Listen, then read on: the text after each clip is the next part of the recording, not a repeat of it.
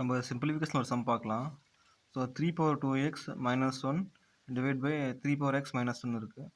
So நமக்கு எப்படி சுருக்குதுன்னு தான் கேட்டிருக்காங்க. நம்ம இப்போ எப்படி சுருக்குதுன்னு பார்க்கலாம். ஸோ நம்ம இப்போ இந்த 2xை வந்து நம்ம x2 மாற்றிக்கலாம்.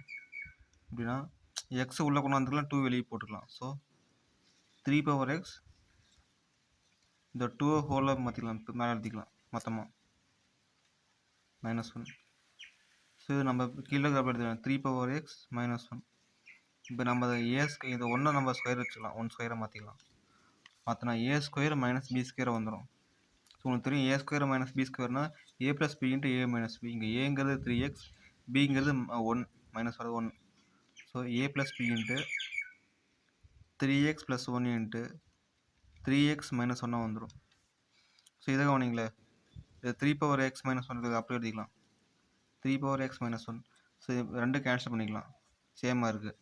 கேன்சல் பண்ணால் 3x + 1 வரும். ஸோ இதோட ஆன்சர் சிம்பிளிஃபை பண்ணால் இதோட ஆன்சர் வரும்.